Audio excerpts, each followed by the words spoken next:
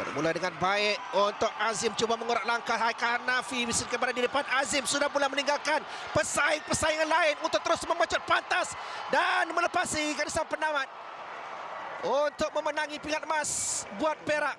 Azim menepati ramalan untuk mengungguli acara ini bagi bergelar Raja Pecut Sukma 2022.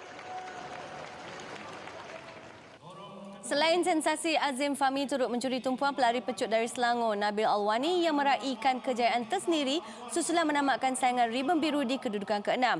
Tiada siapa mengerti betapa sukarnya situasi yang dilalui atlet berusia 19 tahun itu menjelang tamasya kali ini pernah dicanang antara prospek untuk melengkapkan kedudukan podium. Namun impian itu musnah kerana kesihatan mental. Atas faktor itu, Nabil punya sebab untuk raih keputusan ini dan komited untuk gegar Sukma Johor 2024. For me, the journey to get here is quite tough because, you never know what athletes go through, right? Like for me, it's been really, really hard. Like there's ups and downs. It was really tough and it had like a distraction to my mental health. I was really down at the time and I was at my best performance. I had that issue during I was like 18. Yeah, it's not easy. I tell you, it's not easy, but we have to toughen ourselves because sometimes there won't be anyone around to help us. Here I am. So this is not my last race and I will obviously be competing again, be it either Azim, Haikal Hanafi, Aceh or whoever. Like, I'll give it my best.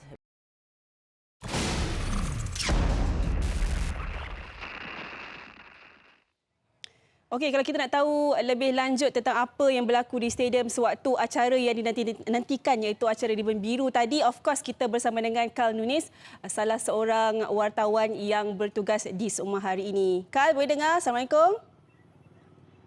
Waalaikumsalam, Su. Teruskan. Serius pula dia kan. Okey, Karl, sebelum tu boleh tak share sikit suasana kat stadium sebab saya melihat ketika acara tu dah berlepas, memang dia punya goosebump tu sampailah kat kita kat sini. So mungkin Karl boleh cerita lebih detail lagi.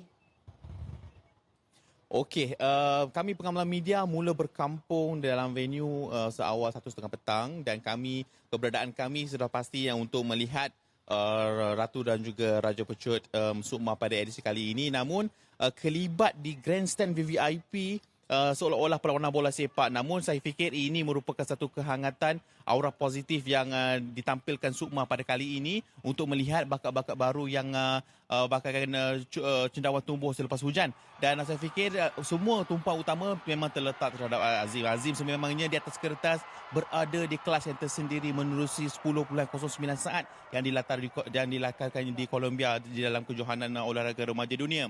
Dan atas faktor itu, Azim sememangnya dijangka untuk meraih keputusan yang positif, meraih keputusan pingat emas. Dan ceritanya lebih baik apabila 4 tahun lalu beliau menamatkan saingan di kedudukan yang tercorot. Dan siapa sangka satu edisi seterusnya beliau menang dengan mudah dengan saya fikir 30 meter yang terakhir segalanya milik beliau. Meninggalkan pencapaian lain Arsyad Mas'ad dan juga Haikal Hanafi untuk kedudukan perak dan juga gangsa. Dan saya fikir inilah momen-momen yang terbaik untuk kita dapat kod-kod Azim berupaya untuk memperbaharui rekod keemasan miliknya. Namun satu catatan yang begitu komprehensif, 10 di bawah catatan 10.30 menerusi 10.25 saat, dan ini merupakan satu petanda positif. Maksudnya acara Ribbon Biru ni ada warisannya daripada Karafi Jantan dan sebagainya. Itu antara aura positif memandangkan kurang daripada setahun. Malah Sukan C kemudian nanti kita akan mengharapkan bakat-bakat muda seperti inilah untuk menyinar, untuk terus merebut kejuaraan pingat emas acara Ribbon Biru, dan kita tidak ketandusan bakat untuk dalam acara ini. Itu antara intipati bagaimana sebelum, ketika dan selepas aksi 100 meter ini berlangsung dan Astro Arena menyiarkan secara rasmi dalam eksklusif nadi terkini, dan itu merupakan satu momen yang terbaik untuk sukan olahraga negara. Betul. Saya memang merasakan bab ketandusan atlet tu tak akan berlakulah buat masa ini untuk acara 100 meter. Memang betul kan, daripada saringan lagi kita dah bagi tumpuan kepada Azim. Memang nampak dia relax-relax je masa saringan tu. So of course masa final tu kita boleh nampak dia punya jarak ketika pada minit saat terakhir itu jauh meninggalkan pencapaian lain. So mungkin Azim ada kongsikan perkara-perkara lain selepas dia menang tu, Kal.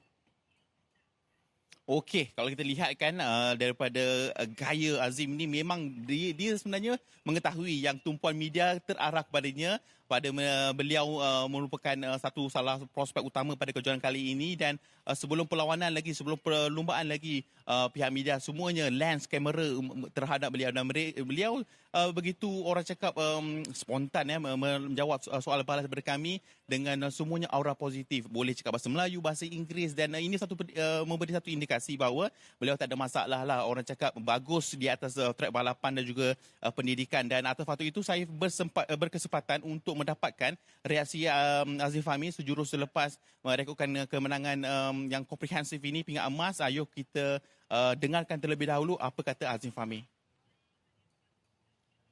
Banyak benda yang saya lalui sebelum saya sampai ke tahap ni. Even sekarang walaupun saya adalah national record holder, tapi saya masih lagi tak percaya dengan diri saya bahawa saya adalah salah seorang national record holder dalam acara 100 meter dan juga 4x100 meter sebenarnya. So macam-macam yang saya lalui, yang seperti paling besar kita tahu COVID. Saya pernah mengalami hamstring injury tear stage 2 dan mana saya mengambil masa lebih 2 atau 3 bulan untuk recovery balik. Kalah dalam semua competition. Kata-kata kesat yang keluar daripada orang-orang lain. Tapi itu sebenarnya banyak memberi semangat kepada saya dan saya sangat berterima kasih. They are trying to give me some good fight. But I think I just run my own race because that's what I always do. Focus on my lane. I never care about the others.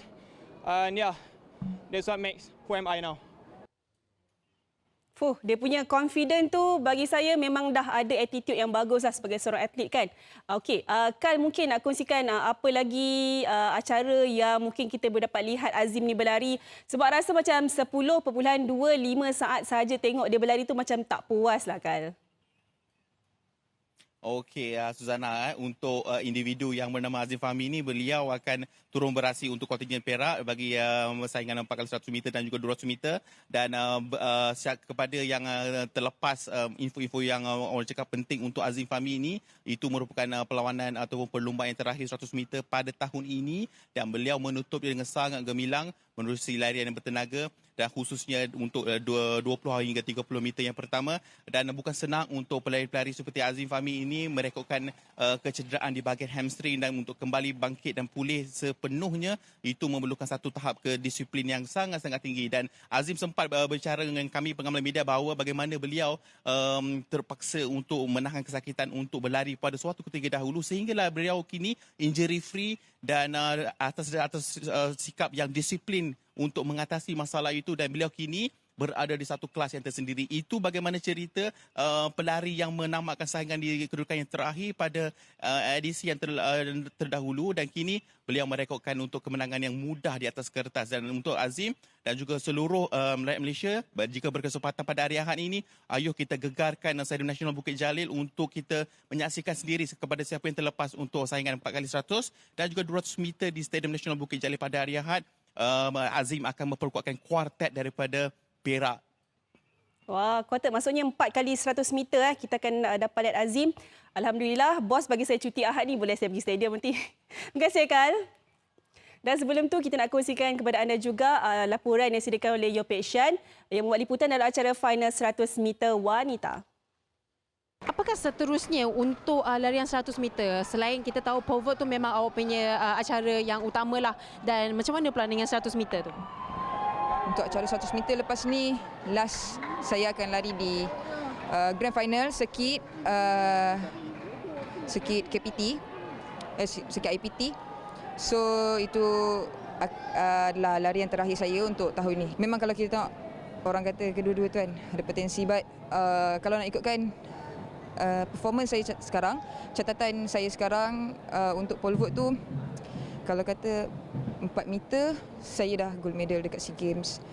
Kalau dengan catatan saya 11.89 tu, belum tentu saya dekat dalam final 100 meter. And then siapa tak nak pergi peringkat yang lebih tinggi. Bulan 12 ada sikit iaitu larian terakhir buat anda lah. Jadi adakah di situ awak akan target untuk buat PB awak sebelum awak betul-betul menamatkan kerjaya dalam acara ini? So saya akan make sure performance tak drop lah. At least dapat bawah 12. So saya tahulah capability saya untuk lompat di pole vault nanti macam mana. Macam tu lah Kak. Okey, baik. Bagaimanapun kita tetap doakan yang terbaik supaya awak dapat capai awak punya PB, then awak boleh end awak punya career dalam 100 meter tu dengan hati yang senang. Dan juga tak lupa untuk kita terus sokong dia di acara lompat bergala pada hari lusa iaitu 18 hari bulan, dan terus menyaksikan sukma ataupun laporan yang selanjutnya di Astro Arena. Itu sahaja daripada saya, Shen, untuk Nadia Arena.